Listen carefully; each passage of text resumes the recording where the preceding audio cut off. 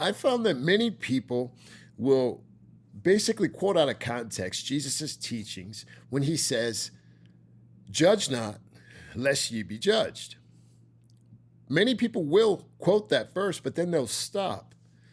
Why is that? Well, that's because we as people don't like to be judged. But that's like saying, I want Christianity, but I don't want any of the responsibility or the accountability that comes along with it. That's like saying, I'll serve God in my own way, which is erroneous.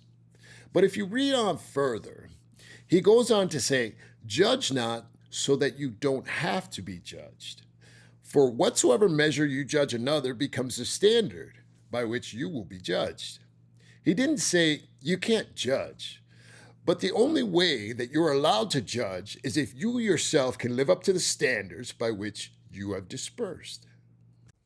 So he's not saying that you can't judge someone, so long as the first judgment starts with you.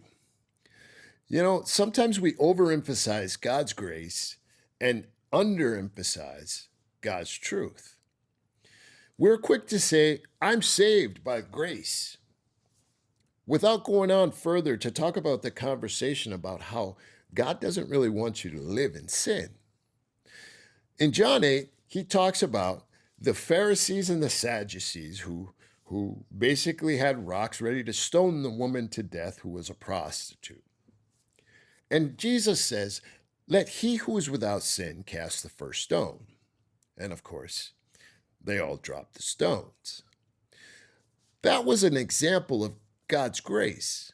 But so Jesus goes over to the woman who used to sell her body for money and says to her, go forth and sin no more. And this is the example of why Jesus is both grace and truth.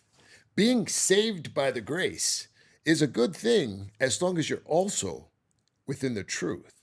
That means you're not out sinning. You're not living a life of sin, right? Well, here's the thing. If you went to somebody today and said, hey, I'm going to need you to stop sinning, well, they're going to look at you and they're going to say, dude, you're being too judgmental.